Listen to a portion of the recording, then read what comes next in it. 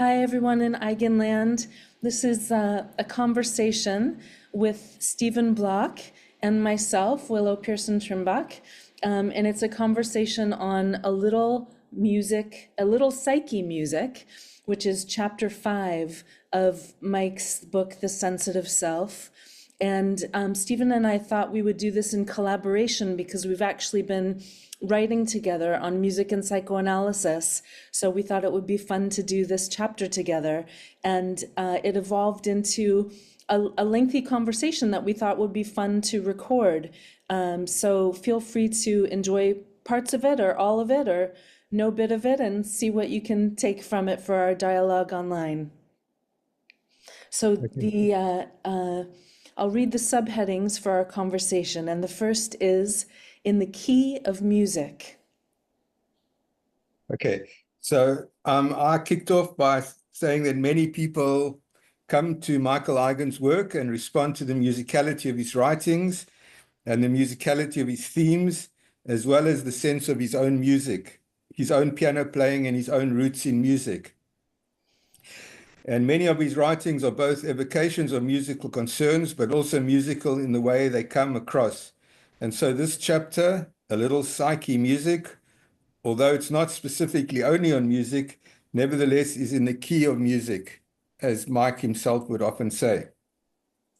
I think a main theme that he goes into, although there are many, is the processing of emotional experience, which includes the musical processing of emotional experience. This opens up to explorations of alpha dream work, which he goes into and also applies to sports or any activity which could be alpha based. But he also reminds us of what we have to process, which are the places of breakdown, places of disintegration, and the psychotic levels of experience. He quotes many of the analysts moving towards psychotic concerns and the issue of how to process and digest those levels of experience. They're not in this chapter. One place it's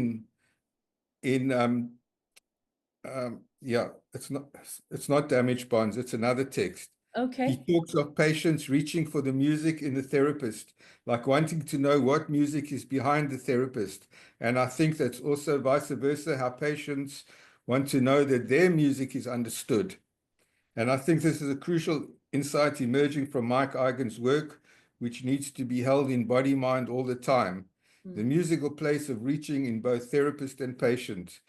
And coming out of that musical reaching is also the sense that he writes in other places, that there are places of the psyche which are purely music in themselves, deep places in the psyche which are musical. And we know that from various spiritual traditions like yogic chant or Sufi chant, where the psyche, the spirit psyche, is music. That's lovely. Yes, that the psyche is music. That's Yeah. beautiful. Very lovely. Can I come in here? Yes, you go ahead. Okay. So the first thing I want to respond to is the title of the chapter itself, A Little Right. Psyche-Music. That's good. Go ahead. All right. So I love that Eigen writes a little psyche-music. And in this way, which has been so helpful to me, he teaches us to temper or attenuate this totalizing tendency, as he writes about, Right. that we have. And so right away in this very title, he offers to us the wisdom of doing just a little bit, to approach or to work with bits of psyche, as the title of his new book also signals. And I appreciate how he on page 81 says, to your point, Stephen, about the constancy of music as the metaphor and actuality of therapy. He writes, quotes, sessions may become organized around the pull toward breakdown and recovery, hopefully in doses that are, in the long run, semi-digestible or digestible enough. Yeah, that's great. And just to add that it's in toxic nourishment, the reaching towards the music. It's not damaged bonds, it's in toxic nourishment. Beautiful, thank you. Okay, and then you go on, Willow. Yeah, so I also think in this way, what you're pointing to is that Mike instructs us to be attuned to this basic rhythm that he writes about in many places, a basic rhythm of breakdown recovery, this basic rhythm of moving toward and away from Winnicott's Madness X. And ultimately, what he closes the chapter with is this rhythm and the interpenetration of the unseen and the seeable. And I so appreciate how he's taking us in this chapter, for me, to the essence of music, as you say, into the presence of the unhearable and the unseeable. That's beautiful to bring that out and to find those hidden potentials and seeds which are in this paper of Mike Eigen. Lovely. So this next section we're calling X's and O's. Mike says something that I wanted to particularly bring out for us in this moment in studying Eigenland. He writes on page 77 when he's talking about the fact that Winnicott's Madness X is paradoxically, ultimately unknowable, that breakdown is itself never complete or total. Again, this recognition of little bits of psyche. He writes on page 77, what capacity and what portion of reality are involved is less important than how the capacity is enlisted to light up the world. And for me, he joins with that, what he says on page 82 when he writes, we don't really know what capacities. And here I understand him to be speaking to the unconscious alpha capacities. Yeah. We don't really know them per se, he says, but nevertheless, how are we enlisting them? How are we going to grow capacity? This growing of capacity being one of the themes in Mike's work that so many are bringing forward and that you're also, Stephen, speaking to. And I can just add one more piece in my effort to not do too much, which I'm probably doing too much, but here it is. The one quote particularly grabbed my attention to try to link to his bringing us back to the rhythm or the dialectic between the unseen and the seen, or the unheard and the heard, is when he says, quote, what is most personal in our beings cannot be experienced. Yeah, that is very significant. And you continue, Willow? Yeah, he says what is most personal is what is most unknown and unbearable. And I found this statement linking to the previous chapter and the current seminar talks about mystic presences and capacities really striking in the way that he seems to tie this to Winnicott's Madness X, saying that we're always trying to work with this dimension, and yet it's ultimately unknowable. And yet it's also the ground of our personality. Well, that's right. And that links with other writings of Mike Eigen, where he says that Madness X is also beyond O, that the ineffable is both in O and in the point of breakdown. Yeah, we live in X's and O's. That's very good to bring that forward. To put it in other words is to say that our essence is ineffable, and yet the salvific force is also ineffable. We have to have faith in unknown reality to help us through the points of breakdown that we don't know, and we don't know what we are calling on in order to get through.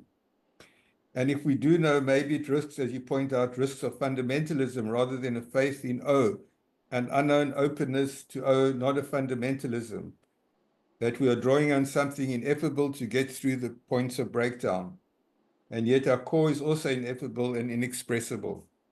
And also because the breakdown happens before the personality is formed, so that in that sense, it's akin to Opera Eschel's writing and teaching in a chapter, The Voice of Breakdown, on facing the unbearable traumatic experience in psychoanalytic work, anchored in Winnicott from her book, The Emergence of Analytic Oneness, into the heart of psychoanalysis, that the breakdown happens almost because before there's a self that can experience breakdown. It's as though there could be breakdown before there's a self that can experience breakdown. Absolutely. And that order of breakdowns is in the realm of unthinkable anxieties and pre-conscious trauma. Absolutely. Yeah. And so this next section we call unconscious alpha dream work and the beat or beata in beta. Yes, and in this regard, I would like to raise here a recent work by Bloom, Goldberg, and Levine. Here, I'm Alive, the Spirit of Music in Psychoanalysis. which I would like to add is the best of the recent books on psychoanalysis and music, of which there are now many, but I really regard this book as standing out in its contribution. And here they talk about the reorganization of the psyche at the level of beta, and they talk about the beat of beta. In other words, could there be a processing that happens on beta levels itself?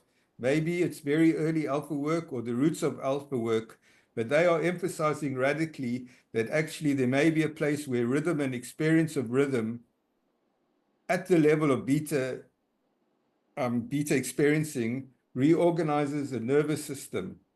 And I'm saying that to reinforce Mike Eigen's chapter because he talks about a rhythm, a basic rhythm, and that there's something about rhythm that actually is reorganizing on the level of beta. Mm-hmm. Yeah. I, And yeah, sorry, I've cut yeah, in too carry on. soon, eh? Yeah, no, go ahead. Yeah. Okay. So yeah, he emphasizes unconscious alpha dream work in this chapter. And I think you're bringing out that Mike's emphasis in this chapter on unconscious alpha dream work, coupled with his emphasis on rhythm, partners very well with Goldberg et al.'s illumination of the beat of beta. And in terms of that, we'd like to share your evocation of the beat of beta through your creation of a Bionian mantra in the key of Eigen, so to speak, entitled Beata in Beta, as a way of understanding how beta functions, the reorganization at the level of beta, which is the organization principally of rhythm. Your mantra is in the key of Eigen through your further recognition and amplification of the Beata in Beta, the beauty and blessing conducted as beta itself. In this way, you're pointing to the principle of crazy wisdom, as it's called in Buddhism, in the way that Mike's work itself has been called the crazy wisdom of psychoanalysis. And then one wonders in how many states of body-mind dysregulation, like in coordination difficulties, gross and fine motor coordination, it is a dysrhythmia on the level of beta function because of primitive relational trauma, and how from a music therapy point of view, maybe rhythm reorganizes something that is disturbed on the level of rhythm. Our next section. Yeah, please. And I'd like to add here, I think it happens later, but there are many places in Mike Eigen's work where he says, don't move from beta too soon, don't move from the paranoid schizoid too soon. And maybe that links with the book Here I'm Alive about the possibility of reorganization at the level of beta functioning. Absolutely. And to that point, our next subheading is Evolution of Nests of Meaning, Music Improvisation, and the Imaginal. So on page 77, Eigen quotes Bion as saying that alpha dream work is the nest where birds of meaning alight. And here again, Eigen is discussing in this chapter unconscious alpha dream work. And then Mike says on page 77, quote, in a given moment, we may not know whether we are creating or destroying. And this made me think about a music teacher whose class I took at Naropa University. Oh, go ahead. Yeah, so this teacher's name was Mark Miller, and he taught a musical improvisation class about how when you make music, there are really three essential moves. One is you can lead, one is you can follow, and a third is you can be spontaneous, which I would translate psychotherapeutically in terms of being in the dance of the third. So I think about that in therapy, about how you don't know in a given moment if you are opening something to create possibility, or are you in that recovery part of the rhythm, or are you in a destructive, destroying breakdown part of the rhythm? And in this quote, Mike says, in a given moment, we may not know whether we are creating or destroying. In other words, we may not know if we're in the rhythm between regenerative rebirth, or if we're actually in the midst of breakdown, destruction, and disintegration. That's right. And then what does that mean for praxis? What does that mean in the room of therapy? Is it an act of faith? How do we carry on if we don't know what's emerging? There can be destructive destruction, like the force that carries on destroying time and space itself, as Bion writes, and there can be creative destruction, Kali or aspects of Shiva, and then there can be constructive, creative forces at the same time. What does that mean for how we are in the room? If we are risking destructive forces, what would that mean clinically? Let me add another poetic aspect before we go further with your question. Okay, go ahead. So somebody that we've studied together as well, Tom Cheetham, said in a And class recently. if I can add that Tom Cheetham is an independent academic who explores Hillman's work, especially going back to its roots in the French Islamicist Henri Corbin, who spoke of the imaginal world and who was in the original circle around Jung. So for those interested, Corbin is behind Hillman and the whole interest in imaginal work. Lovely. Yeah. So yeah, I was struck by when Tom said in class the other day, music is playing you as you are playing the music. And I feel like his statement is very consonant with what Mike says on page 84 in this chapter of The Sensitive Self when he writes, "The psyche cannot stop creating." And I think for me, that's the link between faith and the rhythm of breakdown and recovery, the rhythm of the unseen and the seeable, the rhythm of the unheard and the heard. On one hand, the psyche can't stop creating. We can't not be creating in the absolute sense. But in the relative sense, we don't know whether we're creating or destroying. In the relative sense, there's the oscillation. In the relative sense, there's the back and forth. And yet there's this underlying can't stop creating, this underlying drone, or what you and I have conversed about in a paper for publication as the hum of the session, the constancy that's present in the midst of the rhythmic dance. Right. Yeah, I get that. But if the psyche can't stop creating, it also can't stop destroying in a destructive creative way or a creative destructive way. And then how does one show up to that in a session? What does that mean?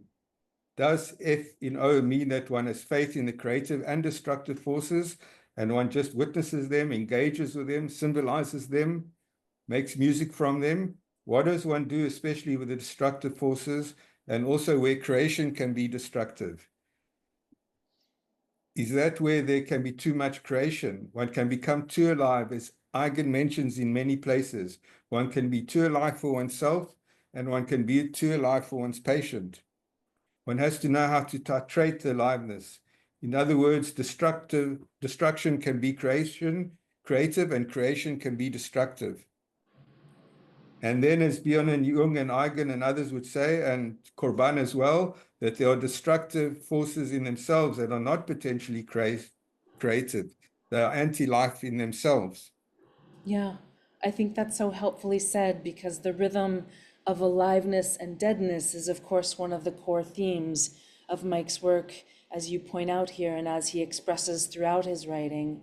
And I think your question is a helpful therapeutic guide. How can we titrate that aliveness so that it can be part of the music that is consonant rather than too jarring or too out of bounds? Yes, which means bits of psyche working with little bits of experience if it's overwhelming, but also, A Little Psyche-Music. yes, a little exactly as you started off this dialogue, taking off bits, but also taking off bits of destructiveness as well, because obviously one can't take on complete, full-on destruction. So that maybe one has to know how to titrate destructiveness as well. Absolutely. And the rhythm which can be restored after the dysrhythmia of trauma which inevitably disturbs rhythm, even if it's on subtle body levels or on coordination levels, like as I said, how much gross motor and fine motor coordination is a result of dysrhythmia of trauma in early relational patterns. And we can also mention here the healing, perhaps that if destruction, the necessity of destruction being survived in a Winnicottian sense, and if that doesn't happen, there's an inhibition on the level of the body, motor psyche, soma psyche, and that can be corrected by the rhythm of sessions, the rhythm of interpretations, the rhythm of silence, and simply rhythm actually in therapy sessions. Lovely. This next section we've titled Partnering the Rhythm of Creation and Destruction with F and O. So yeah, I just want to note, picking up on a word that Mike often uses about this idea of partnering, so that rhythm can be partnered. And I'm thinking of psychoanalyst Jeff Eaton's recent talk at the San Francisco Center for Psychoanalysis just a couple weeks ago, where he said something to the effect, and forgive me for just paraphrasing him, but he said something to the effect of, our work is not about trying to fix or resolve symptoms per se. It's about trying to learn with the patient about their experience and to partner their experience. Again, of course, I'm paraphrasing him, but the essence of what he conveyed is that we're not trying to correct something per se, we're trying to partner something. And this emphasis on partnering experience in order to learn from it feels like a central axis of Eigen's work and Bion's alike, conveyed by Eaton. And to take that a little bit further by way of free association, that would also be partnering both the creative aspects of psyche and partnering in the right way the destructive aspects. And partnering the destruction might be like absorbing the destructive aspects. So you find that in Tonglen meditation or in Chöd way of learning to feed your demon practices in the Buddhist lineage, which I know Willow herself has trained in. But in both of these, there seemed to be the idea that destructiveness is not evacuated, but transmuted, often by absorption. And so Mike also says on page 75, the sense of rebirth functions as a kind of unconscious archetype or template that helps process the movement between trauma and recovery. So I just want to bring us back to the sense of rebirth that is this other theme implicit in this chapter, and the studying Eigen threads of the past several weeks, and obviously of the text that Ken Fuchsman and Carrie Cohn put together on healing, rebirth, and the work of Mike Eigen, collected essays on a pioneer in psychoanalysis. Okay, we might have skipped some sections, Willow, on partnering destructive parts, but I'll summarize that. Essentially, what we were saying is that destructive. Oh, no, I can go back. Yeah. Here we Okay. are. So we skipped page 7, eh? Yeah. I think our pages seem to be different. That's why. But we carry on. That's Yeah. why. Okay. Yeah. Okay. So, so I just wanted to come back to the image of a nest where birds of meaning may alight. That's prevalent in therapy, as you convey, and the notion that we don't know how long we'll be with a specific patient, or if it will be a patient who leaves and returns, or if a patient might stay, as in Mike's case, for 40 years or more, or for 4 years or 4 months. Okay, and okay, so we also thought of letting the phrase birds of meaning evolve imaginally or metaphorically. We can break the phrase up into different components and we have 3 elements then: the nest, the birds, and meaning. The nest is where birds take refuge, and it takes attention to care for them. The mother, sometimes it's the mother and the father, they're looking after the eggs until the fledglings are ready to emerge from the egg to birth into the world. And so birds also mean that they take flight, that meaning takes flight, and that these fledglings can themselves later bring up other words. But what we want to emphasize is the loyalty which it takes to raise them, which is the loyalty and act of faith in that way between therapist and patient, and between patient and therapist. Beautiful. Both imply some loyalty to the therapist. Beautiful. But I would like to bring up, just from South African experience, like some of the raptors in South Africa, for example, the Bateleur, which is a beautiful black eagle with a red beak, and is the iconic raptor of the Kruger Park. The South Africans on this group would probably know them, who look after the young for actually 7 years, both male and female looking after them. And I think as a metaphor within the nest of meaning, we can think about the loyalty of who's looking after the nest, who's tending to the chicks in the nest. Absolutely. But I would like to raise another aspect here, again, from South African and experience, and that is a darker aspect of the nest, because Mike often reminds us that maybe the womb is not as idyllic and perfect as one would like to begin, that there's no, in a sense, sentimental goodness even in a womb or a nest. And I'd like to bring up the aspect which is known as canism or siblicide in raptors, so that many eagles, in the South African example, it's the Verreaux's black eagle, Wahlberg's eagle, and a tawny eagle, where the firstborn eagle chick pecks the other to death, even in the presence of adequate food supplies, or pushes the second-born eagle chick out the nest. And so obviously it's called Cainism, from Cain and Abel, and it's the idea of a very vicious existential conflict at birth between raptors, with its full persecutory imagery of chicks pecking one to the other. And however grotesque or disturbing the example is, it does point to something very primitive and archaic happening at the level of nests. Absolutely. So I think Yeah. you're speaking from and illuminating and drawing forward what Mike points to in this chapter about damaged unconscious alpha work. He says that part of the unconscious alpha capacity is quite damaged. Right, and how much destruction has to be survived in order to emerge. And I also think some writings in Eigen on Kabbalah, where he writes about how many there were worlds that didn't come towards manifestation, that they had to be formed many times and were destroyed on the way. And so how many raptor chicks die on the way and are killed on the way for a raptor to emerge?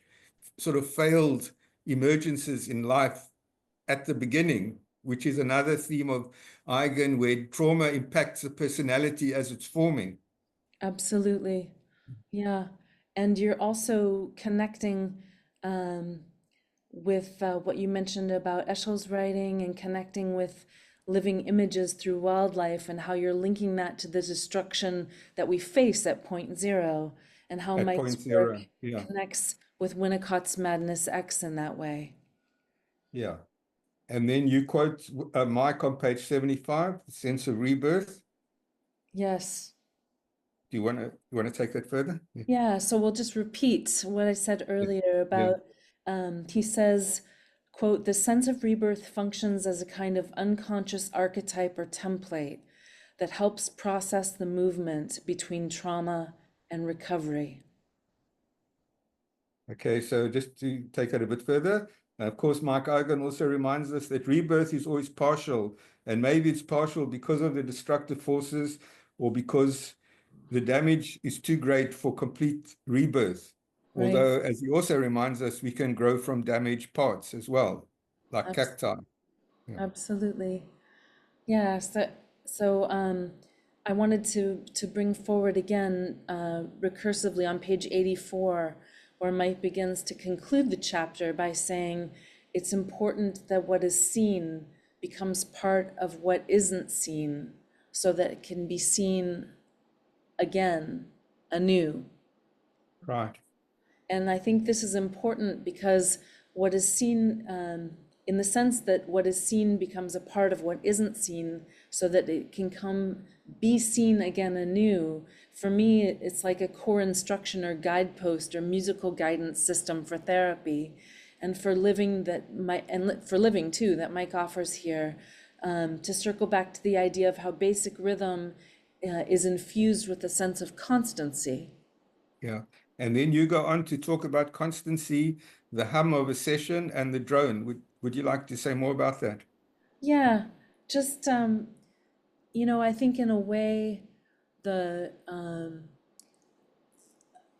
the drone is in a way like the breath that moves in and out of the body into spirit Mm. and back into form, but is that presence of emptiness that is the Mm. drone, and that the heartbeat is like the rhythm of going in and out of life and death. life and death, on and off, stop and start at every beat. Like a constant basic rhythm, continuing, ongoing basic rhythm. Yeah. Yeah, you talk about the sustaining presence that is the context of breakdown recovery rhythms. Yeah, so I think that that's the hum that we pointed to in our first article together, Stephen, that's the constant. And there's a thread, a continuity, to use an essential metaphor of Tantra, that is, I think, Beyond's attitude of faith, that is Eigen's attitude of faith. And then you also go on to talk about the paradox of the radical witnessing the destruction and the possibility that we can transmute it. Absolutely. Okay, and you mentioned the hum. The drone is a sustaining presence. The drone is a surviving mother in a Winnicottian sense, the surviving object of infancy, so that underneath the dynamics of destruction and survival, there is the surviving drone which sustains it. Yeah, I sustains wonder it. if we can evoke here Vishnu, who's the sustainer in the universe, Shiva as destruction, the destroyer, but Vishnu as the sustainer. And how much is Winnicott's notion of the surviving object actually an evocation of Vishnu as an archetypal entity? That's lovely Of to this, bring in the psychocosmology of Hinduism right, as one as portal into that. this Vishnu as a sustainer, yes. Okay. Yeah, Vishnu as sustainer. Okay, so we're coming So, to the end now. yeah, I just wanted to emphasize that the reality of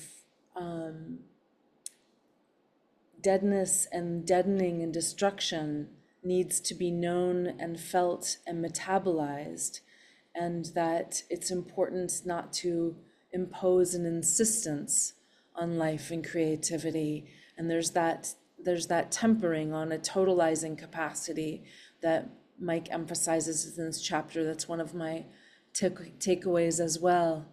And then just to finish up on my side, I wanted to mention that in the editing process, that Stephen, you had mentioned that you wondered if it was if you had strayed too far from the image of nests of meaning by Yeah, associating to and speaking about siblicide or Cainism.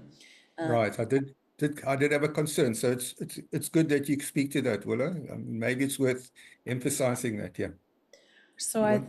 I thought when I thought about it, when you raised it, I thought that actually you raised one of the most important aspects of our dialogue, which is to bring out this capacity for a kind of ruthless destruction and a destruction that does kill, that it's a very important contribution because death is part of what must be included in our evolution of a nest of meaning, and that this is an essential point in our conversation and a vital dimension of it, because it speaks to the importance of dying before you are dead in order to truly be alive.